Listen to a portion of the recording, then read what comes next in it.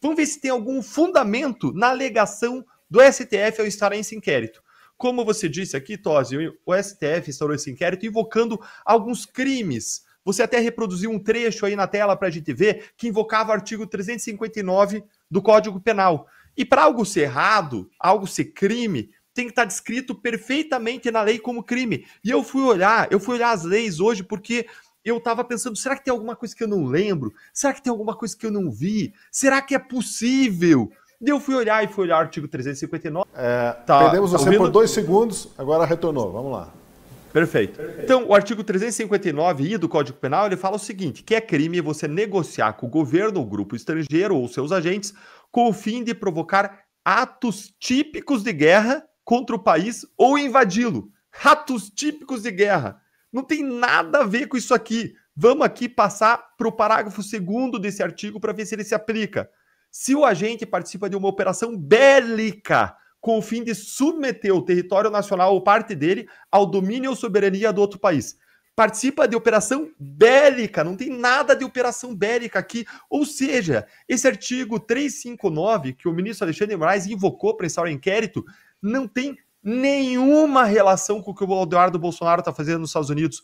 Nenhuma relação. A conduta, o comportamento do Eduardo Bolsonaro não se encaixa no artigo 359. Esse inquérito é abusivo. Ele não tem pé nem cabeça. Mas eu não parei aí. Eu fui olhar outras regras. Vai que tem alguma outra que se aplique. E eu fui olhar a tal da coação no curso do processo, porque os ministros estavam dizendo, alegando que Eduardo estaria coagindo o Alexandre de Moraes, que, aliás, se tornou relator do inquérito. Mais uma vez, ele é o superpoderoso que vira vítima, investigador e julgador, né? E o artigo 344 do Código Penal fala que é coação no curso do processo você usar de violência ou grave ameaça.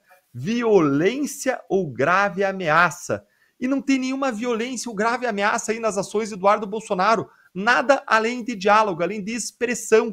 E mais ainda que alguém pudesse forçar a tentar enquadrar o artigo 23 do Código Penal, é claro, falando que não existe crime quando a pessoa pratica o fato em exercício regular de direito, ou seja, exercendo a sua liberdade de expressão, o seu direito de petição.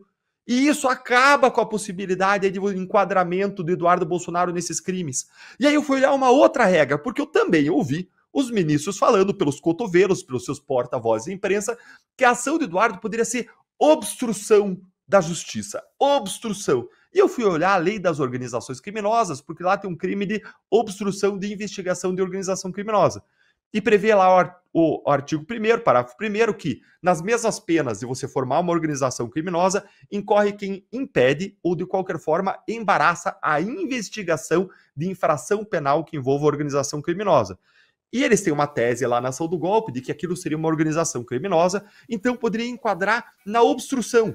Mas também não se aplica. Por quê? Porque é obstrução de investigação, não de um processo criminal, que são coisas diferentes. E a Polícia Federal já encerrou as apurações referentes ao tal do suposto ato golpista, esquema golpista. Ela já encerrou as investigações. Agora você só tem um processo, ou seja, não tem um enquadramento. E para você processar alguém por um crime, o enquadramento da conduta, do comportamento da pessoa na lei tem que ser muito claro, tem que ser específico. Você não pode usar analogia, interpretação, estender as palavras para encaixar a pessoa. Não, então não tem nenhum enquadramento. Então, com base em que eles estão enquadrando Eduardo Bolsonaro? E eu vou responder. Com base na vontade deles, na cabeça deles, na força bruta. É tão não enquadrável na lei o comportamento do Eduardo Bolsonaro que eu ouso dizer que o que os ministros do Supremo estão fazendo é uma imensa bravata, com efeitos desastrosos sobre o império da lei, democracia, percepção de justiça, mas é uma imensa bravata para desestimular ele a seguir buscando sanções contra os ministros.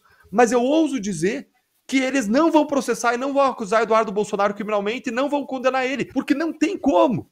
Mas um outro lado de mim diz, não tem como?